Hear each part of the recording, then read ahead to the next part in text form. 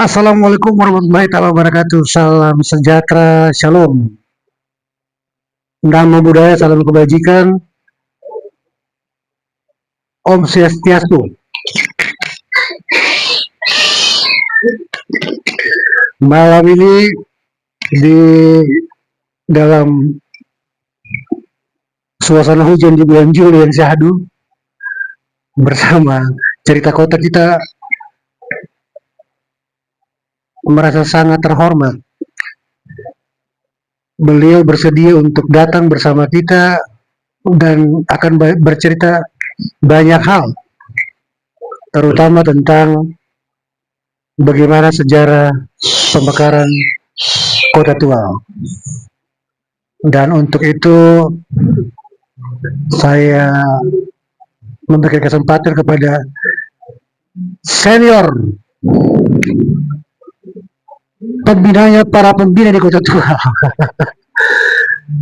Tete Gandhi Paman Gandhi, atau yang sering disapa Mawar Agran. Assalamualaikum, apa kabar? Waalaikumsalam, alhamdulillah baik.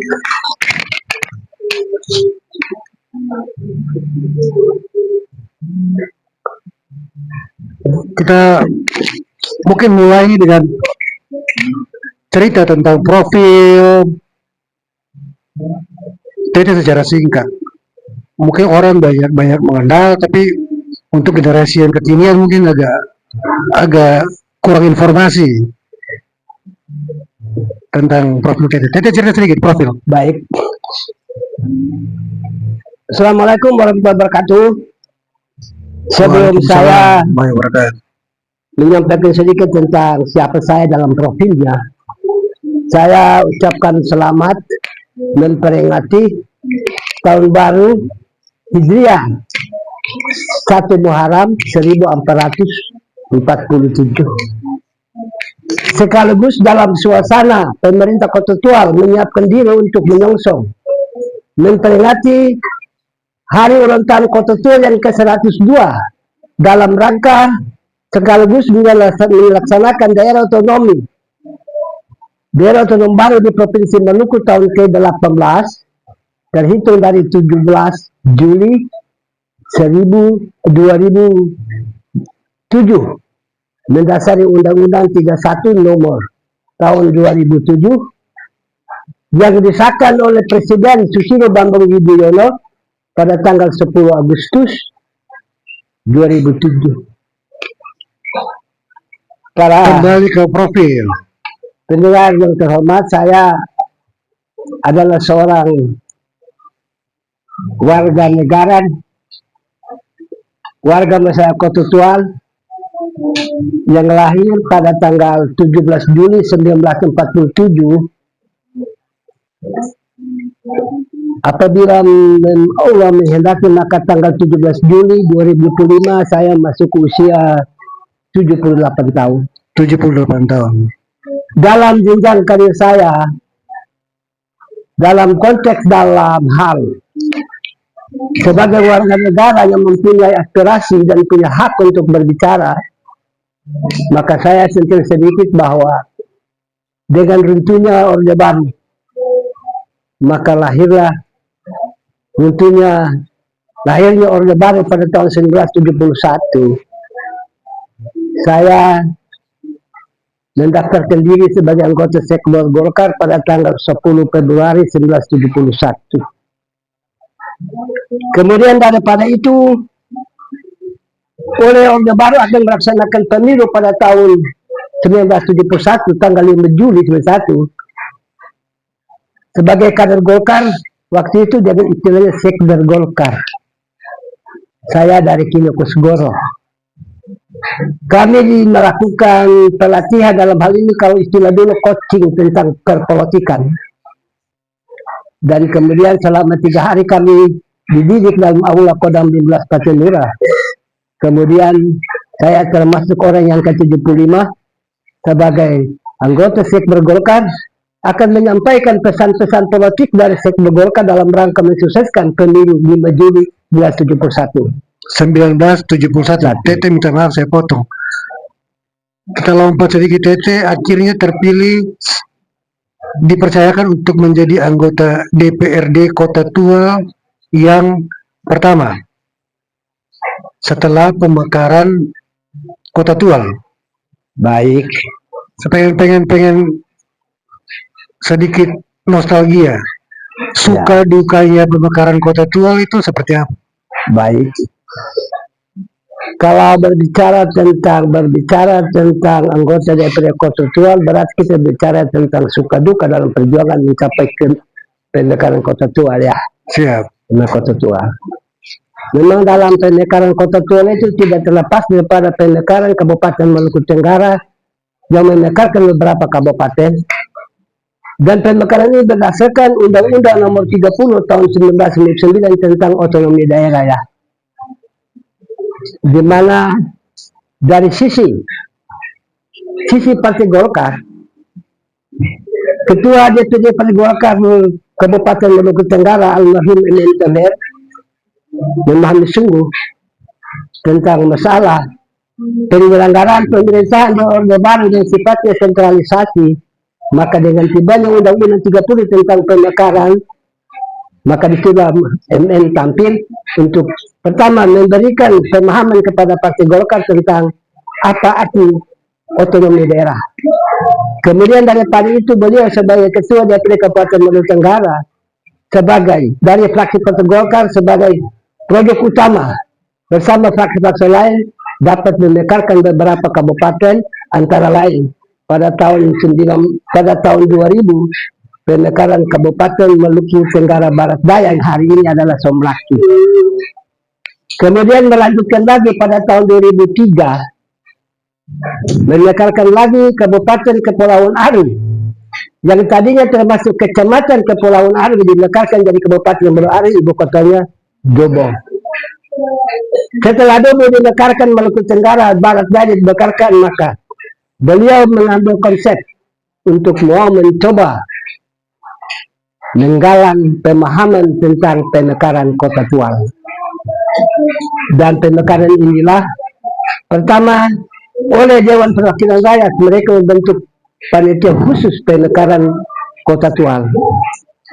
Setelah itu sebagai untuk menyampaikan pesan-pesan ini kepada masyarakat Tua, maka Golkar sebagai sponsor pertama membentuklah panitia perjuangan pemekaran Kota Tua. Sukanya dalam proses perjuangan pemekaran. Berbicara tentang suatu perjuangan tidak semudah membalik tangan. Sudah barang tentu selain daripada tantangan dan rintangan dalam konteks politik dalam DPR sendiri, maka di tengah-tengah masyarakat juga ada pro dan kontra. Saya kasih contoh seperti dalam kawasan Pulau Dura ada dari desa Dura Laut juga menolak pemekaran Kota Tua, desa Siditan menolak Kota Tua, kemudian Tamtayando juga menolak pemekaran Kota Tua. Tepatnya oknum dari desa-desa yang tadi, jadi bukan suara bulat desa.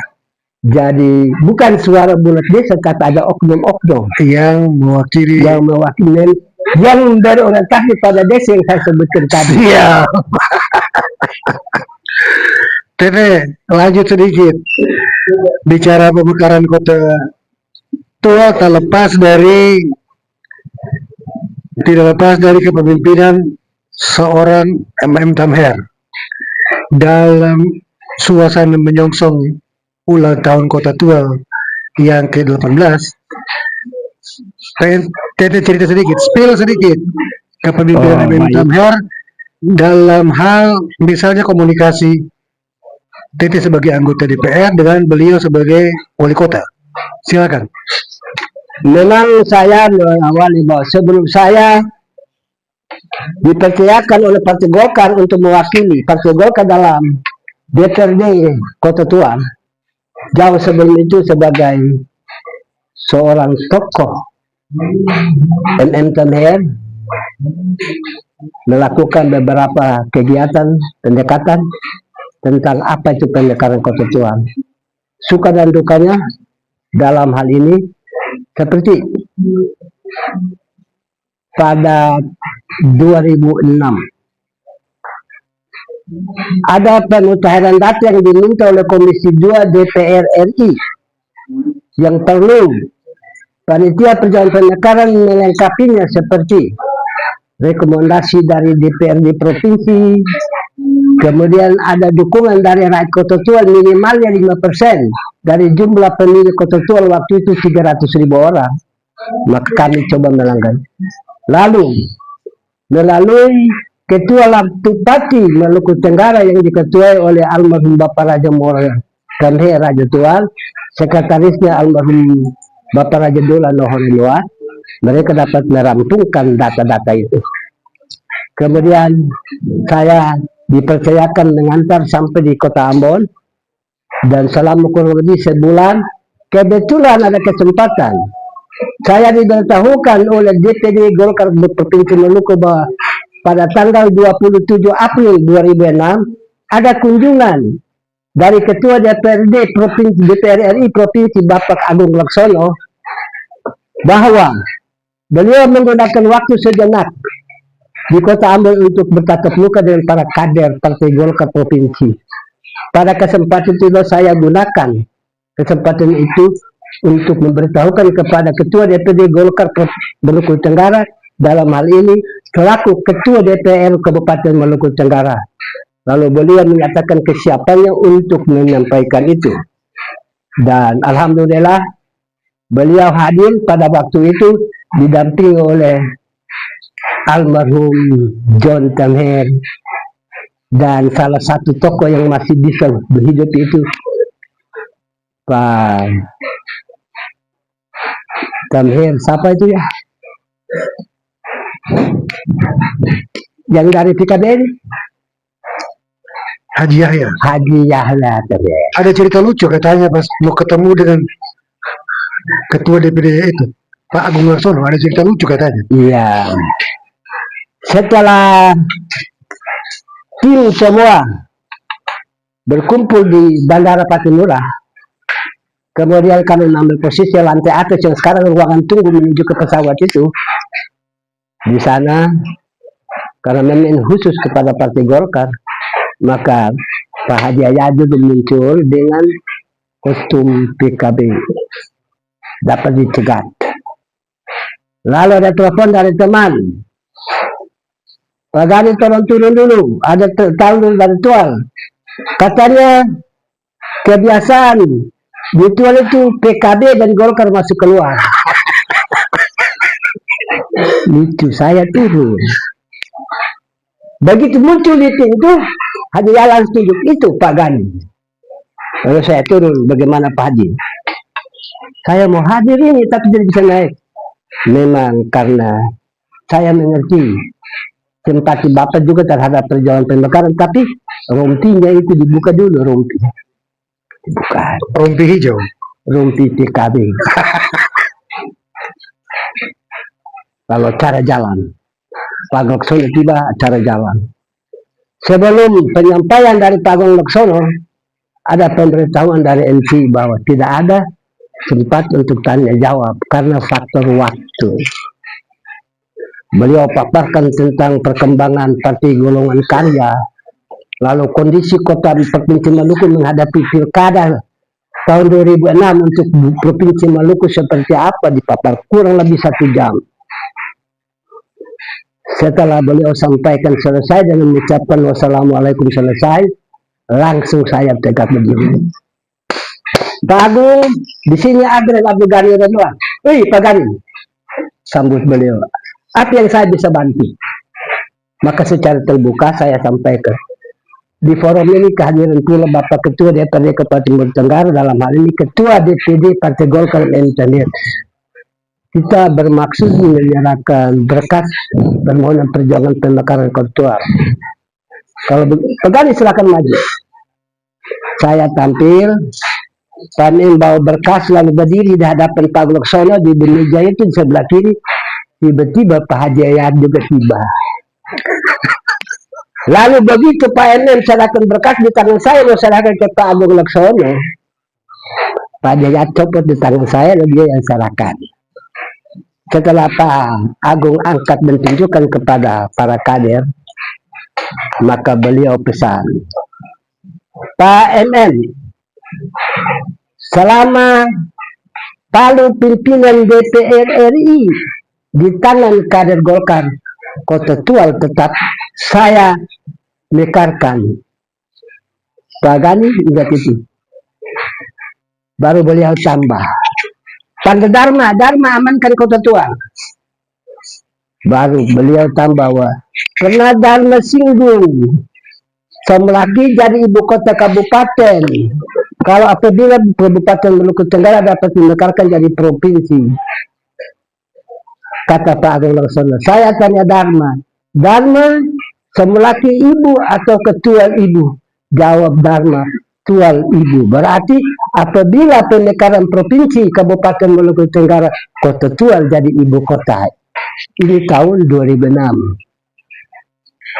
Wah, Jadi sudah luar biasa ini tadinya ada alur cerita yang mau diikuti, tapi karena Tete sudah masuk ke poin itu, saya pengen gali.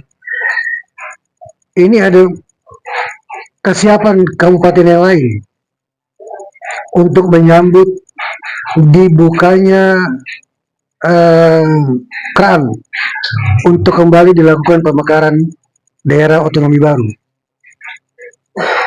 Dalam perspektif Tete, apabila betul nanti pemerintah dalam hal ini lagi membuka keran untuk terjadinya DOB Provinsi Maluku Tenggara, entah sebutannya Tenggara Raya, entah apalah. Dalam perspektif Tete melihat ini seperti apa?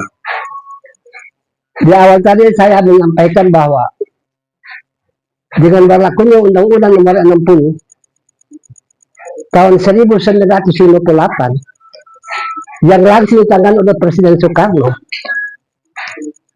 tentang sentralisasi tentang Provinsi Maluku Tenggara, Provinsi Maluku membawahi Kabupaten Maluku Tenggara, Kabupaten Maluku Utara, Kabupaten Maluku Tengah. Di mana dalam Undang-Undang Nomor 60 itu hanya ada tiga kabupaten waktu itu. Ya, Undang-Undang menegaskan bahwa Kabupaten Maluku Tenggara membawahi 1 Kecamatan kecil ibu kotanya Tual, Kecamatan Pulau Kebesar ibu kotanya Elat, Kecamatan Kepulauan Ari ibu kotanya Dobo, Kecamatan Kepulauan Tanimbar ibu kotanya Somlaki. Lalu kalau kita melihat jenjang perjalanan, itu pada tahun 1958. Kemudian pada begitu tibanya otonomisasi daerah pada tahun 2000, kurang lebih berapa puluh tahun kemudian, Kota Tuala yang memekarkan Kabupaten Kepulauan Tanimbar yang hari ini mereka siapkan diri. Alhamdulillah, saya ucapkan alhamdulillah menyiapkan diri untuk menjadi ibu kota. Tetapi mari kita menoleh ke belakang, mari kita memahami sungguh tentang sejarah perjuangan tentang pembentukan Kabupaten Maluku Tenggara. Kota Tuala, kalau kita lihat ke belakang, Kota Tuala adalah kota yang paling tertua, yang usia kalau tidak salah pada tanggal 25 Juli nanti 2025 yang masuki 102 tahun sebenarnya. Barangkali itu yang saya bukakan ini. 102 tahun. Tete menarik nih, tanggal Undang-Undang 60 tentang daerah Suratantra tadi itu yang ditandatangani oleh Presiden Soekarno, yang akhirnya pada tahun 51 pun mengunjungi Tual, ditandatangani itu tanggal 17 Juli. Pemekaran Kota Tual tanggal 17 Juli. Bahkan Tete sendiri ulang tahun itu 17 Juli. Apa ini ada settingan atau memang ini kebetulan atau? Memang kalau kita berbicara tentang hari ulang tahun, hari jadi Kota Tual, saya kira tim pemekaran perjuangan Kota Tual itu tokoh sentral perjuangan pemekaran adalah M. Tonher, pernah menggelar sehari kita bicarakan tentang tanggal lahirnya Kota Tual. Di dalam seminar itu ada muncul beberapa tokoh sejarah dan politisi. Mereka menjelaskan dan menggambarkan bahwa Kota Tual pada era masa kolonial Belanda, tepatnya tanggal 17 Agustus tahun 1923, dengan penggabungan beberapa daerah, maka Kota Tual membawahi pertama kabupaten pertama mengenai Bovendigul dan Merauke, kemudian juga Tamlaki, Jobo, Elat di bawah Kota Tual pada waktu itu. Oh iya. Ini supaya jadi jelas konteksnya adalah Pada tahun 2023. pada tanggal tahun 2023 owner of the link Bovendigul dan owner of the link Merauke itu bergabung dengan Afdeling Amboina, Afdeling Tual. Yang Tual sendiri pada saat itu sudah membawahi owner of the link Kepulauan K, maksudnya Elat, dan owner of the link Aru untuk di beribu kota di Duba, dan owner of the link Tanimbar yang beribu kota di Somlaki. Ini supaya jelas jadi orang teman-teman nanti ini bagaimana ceritanya kok bisanya sampai Papua masuk ikut ke Kota Tual. Dari usia kira-kira 102 kalau berdasarkan penggabungan apa namanya wilayah owner of the link Bovendigul dan Merauke. Sebenarnya memang bukan sesuatu yang dipaksakan, karena mengingat misalnya usia kota yang lain, misalnya kota Jakarta misalnya di 400 berapa tuh saya lupa. Kota Jakarta 496. Jauh lebih tua dari Republik Indonesia. Sedangkan kemerdekaan Indonesia pada tanggal 17 Agustus 1945 jauh lebih tua. Jadi yang diperingati di Kota Jakarta itu adalah hari ulang tahun kotanya, bukan keberadaan negaranya, keberadaan ibu kota negaranya jadi kotanya itu. Siap. Mungkin saya tambah, eksistensi Kota Tual ini cukup sebagai yang tertua. Kalau kita lihat dalam perjalanan sejarah tahun 1923, Kota Tual sudah membawahi Kecamatan Tanimbar, Kecamatan Pulau Aru, K besar dan K kecil, bahkan bergabung dengan Bovendigul dan Merauke. Dari tahun 2023, 22 tahun kemudian, tepatnya 17 Agustus 45, dengan proklamasi kemerdekaan bangsa Indonesia, maka di sanalah kecamatan termasuk Tanimbar masih ada dalam kawasan kekuasaan Kota Tual. Kemudian setelah kemerdekaan dicapai lalu penataan administrasi negara diatur pada tahun 1958 lahirlah Undang-Undang Nomor 60 tentang pembentukan Provinsi Maluku. Swatantara Provinsi Maluku membawahi Swatantara Kabupaten Maluku Tenggara. Itu pun Maluku Tenggara Kota Tual masih membawahi Kecamatan Pulau Tanimbar, Kecamatan Pulau Aru, Kecamatan Pulau Besar, Kecamatan Pulau Kecil, dan Bovendigul. Jadi Kota Tual ini berusia bukan baru 18 tahun menurut segelintir orang. Kota Tual sudah berusia kurang lebih kalau dari 19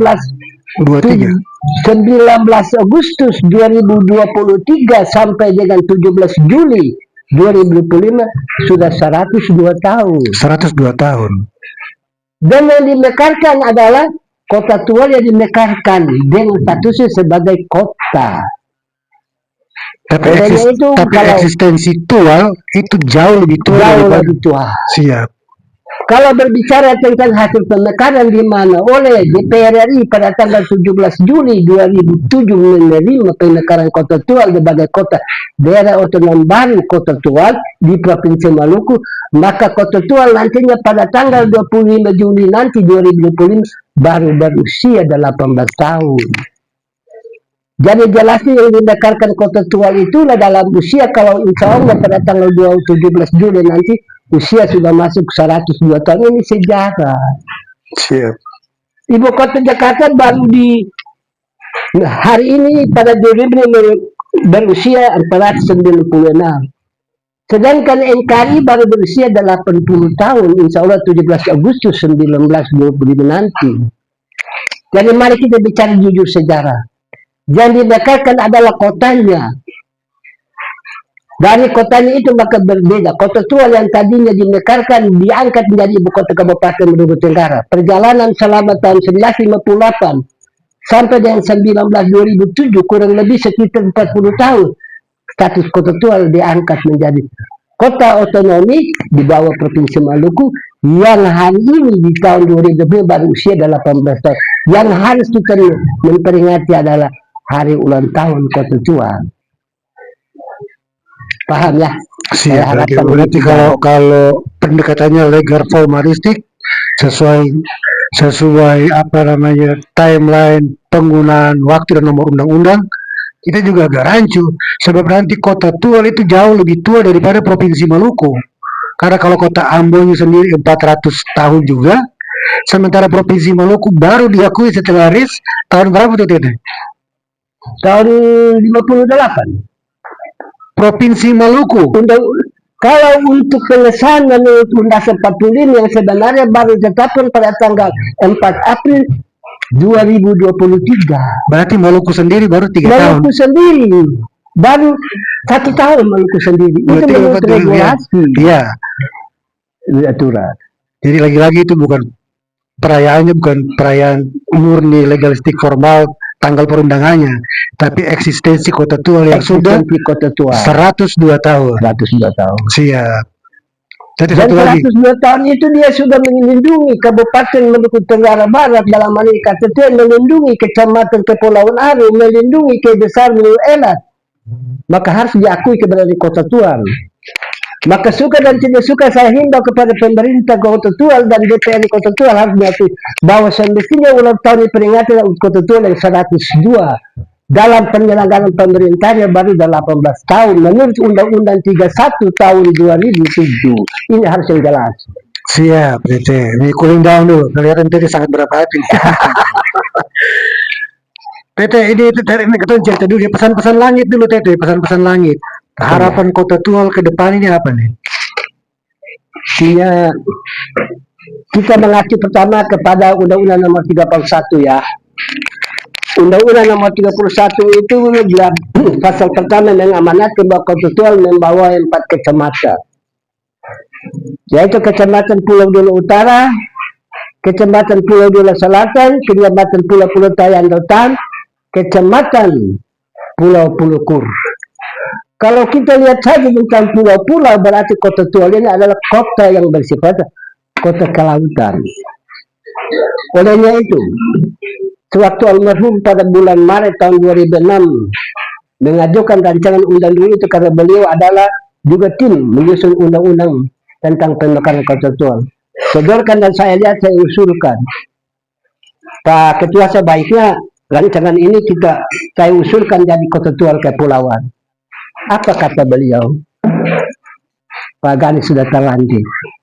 Jadi mari kita terima dulu apa adanya. Nantinya DPR sekalian berjuang untuk bisa memekarkan lagi Kota Tual. Maka pada saat ini saya harapkan kepada pemerintah Kota Tual eksekutif maupun kepada DPR. Kalau kita melihat Provinsi Maluku yang dibentuk pada tahun nomor 60 tahun 58 hari ini baru umur 1 tahun lebih, maka saya kira ada peluang untuk bisa merevisi Undang-Undang Nomor 31, di mana setelah Kota Tual dimekarkan, Kota Tual dapat memekarkan lagi 1 kecamatan yang namanya Kecamatan Pulau Kur Selatan. Itu perlu dicantumkan. Siap. Ini bukan soal karena bukan soal paksakan, tetapi fakta dalam perkembangan Kota Tual berjalan. Iya, karena yang hadir depan kita adalah seorang politisi. Ini jangan-jangan mewakili suara pembagian dapil nantinya nih. Tete, pertanyaan selanjutnya nih Tete. Kota Tual sekarang ini sudah di angka 90-an ribu jumlah penduduk. Sebentar lagi apabila menyentuh angka 100.000 plus 1, sudah bisa diusulkan untuk kursi DPRD Kota Tual menjadi 25. Apabila betul kursi itu mencapai 25, penataan dapil yang Tete lihat kira-kira dalam Kota Tual nanti seperti apa?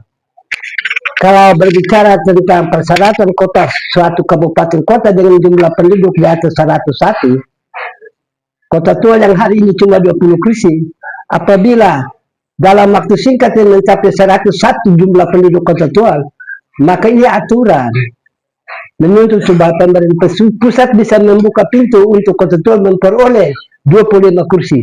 Kalau memang itu terjadi, maka menurut pendapat saya, agar adanya pemerintahan hak suara, pemetaannya seperti begini. Dula Selatan itu dibuka 2 dapil.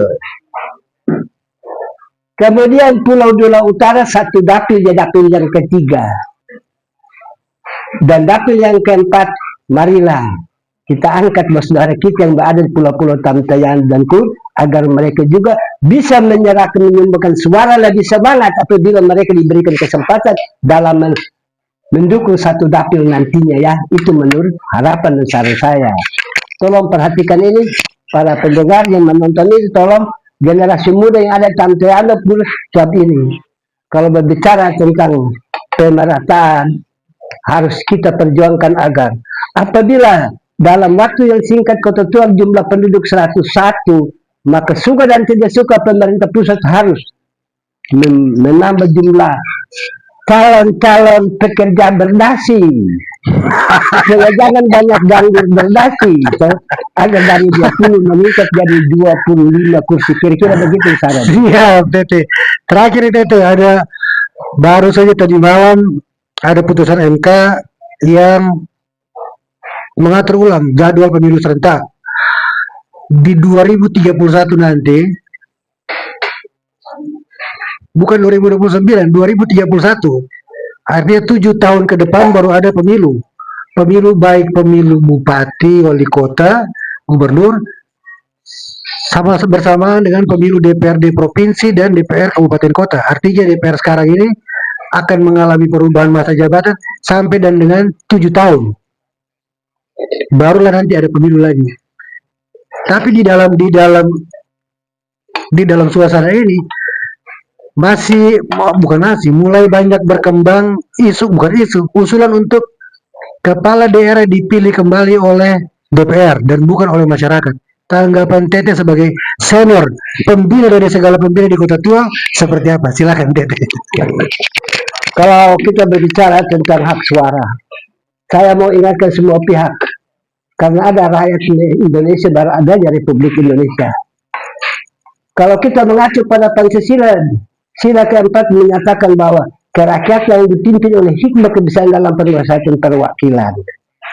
Dalam perjalanannya, setelah datang pada reformasi, untuk mencegah adanya dongkal, adanya saling kontra, saling menjatuhkan, maka alangkah lengkapnya dan sempurnanya legislatif dipilih oleh rakyat, eksekutif juga dipilih oleh rakyat, sehingga antara legislatif dan eksekutif itu saling mematuhi, tidak bisa satu dongkal yang lain, dan nanti rakyat yang menentukan. Kemudian mengenai perencanaan menurut MK, undang-undangnya belum ada ya, baru putusan. Kajian dari MK bahwa pada pemilu kemarin rakyat pada satu hari memilih DPR RI, DPD, DPR provinsi, lalu ditambah lagi pemilihan presiden, pemilihan wakil presiden, sehingga rakyat tidak banyak yang menggunakan hak jenuh dia memilih. Sehingga apabila memang sistem perubahannya ada saat rakyat kabupaten, provinsi, kota memilih sendiri, dan rakyat memilih DPR RI, DPD, dan presiden pada hari, maka disitulah akan memberikan satu kesempatan kepada rakyat untuk memilih. Jadi Tete tetap satu hal pada yang posisi di kepala daerah itu dipilih langsung oleh masyarakat dan tidak oleh DPR. Iya. Jangan-jangan ini apa namanya? Dendamnya DPR yang lama, nah dulu kita harus pilih kepala daerah. Sekarang kalau kamu yang baru-baru masuk pilih DPR, mau pilih kepala daerah, saya yang seperti itu ya. Tete terakhir pesan-pesan langit dulu untuk semua yang sedang membangun di Kota Tua sekarang ini, apa yang mau disampaikan? Pertama saya mintakan ya, kalau Provinsi Maluku Undang-Undang Nomor 60 tetap direvisi dan baru berlaku Undang-Undang Nomor 13 tahun 2023 ya, maka alangkah eloknya DPR bersama eksekutif bisa melakukan perubahan tentang Undang-Undang 31 paling kurangnya memperjuangkan bahwa kota tua kota kepulauan. Saya baca tentang pendapat Mendagri tentang 8 provinsi yang diperbarui undang-undangnya.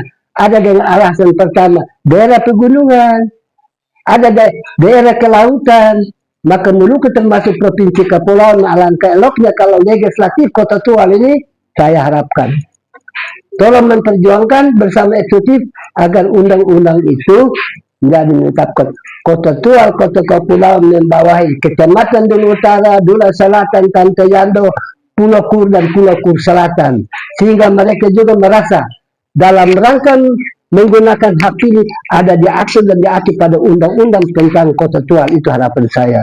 Kemudian saya lihat pernah saya juga dengar dan ini resmi, pendiri pendekatan kota tua sekaligus wali kota yang pertama di dalam konsep pengembangan kota tua dalam sisi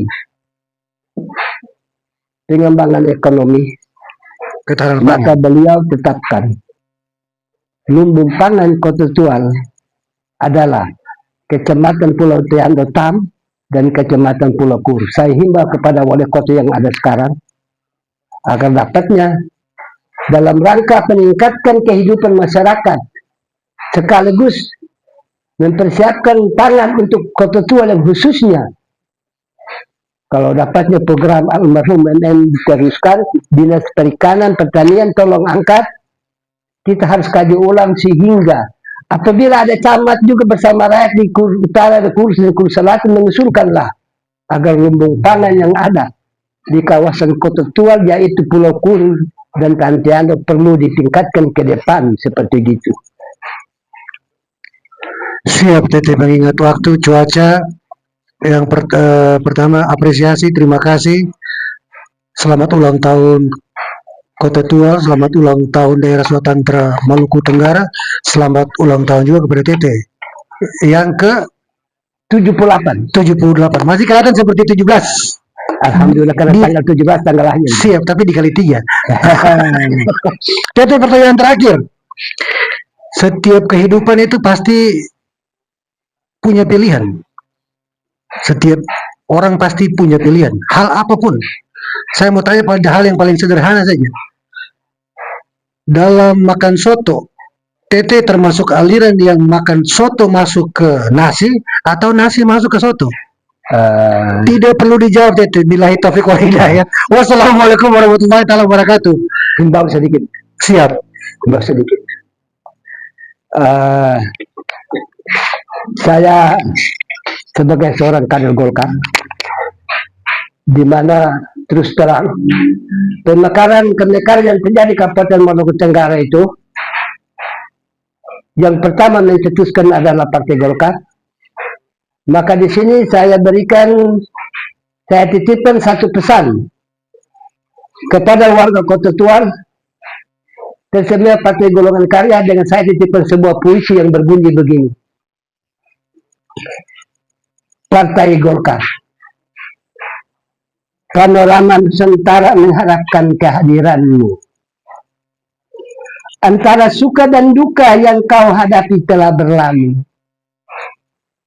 Rakyat dari Sabang sampai Merauke menanti alunan nada karya dengan langkah kekaryaan darimu. Tenang tapi pasti, kami mendukungmu. Ada di sana fajar mulai menyisi, Indonesia adalah negerimu. Gunung dan lembah pun menyambutmu. Ombak dan gelombang tak akan diam. Laut dan samudra bukan pemisah tapi pemersatu. Kemerdekaan telah dicapai, tapi kemiskinan, pengangguran masih bertebaran. Apakah Golkar biarkan derita rakyat tetap berlanjut? Tidak. Rakyat menanti perjuanganmu untuk kemakmuran. Suara Golkar, suara rakyat. Kami bangga masih ada golongan karya di bumi Marian Kota Tua, karya Agren. Terima kasih. Siap, Tete, terima kasih banyak. Ini habis ini kita bakal didatangi Bawaslu Kota Tual. Untunglah kita di luar masa kampanye, kalau tidak nanti. Baik semua teman-teman yang menyaksikan ini nantinya di-upload di akun YouTube Cerita Kota. Ini simpan ini. Beta kasih ini suka simpan. Insya Allah apa yang kami sampaikan ini bermanfaat. Tidak memiliki tendensi apapun. Tidak memiliki apapun. Kami hanya menyampaikan, Anda yang menyimpulkan. Kami bertanggung jawab atas apa yang kami sampaikan, tapi kami tidak bertanggung jawab atas apa yang Anda pahami. Billahi taufiq wal hidayah. Wassalamualaikum warahmatullahi wabarakatuh. Salam sejahtera, shalom. Selamat malam.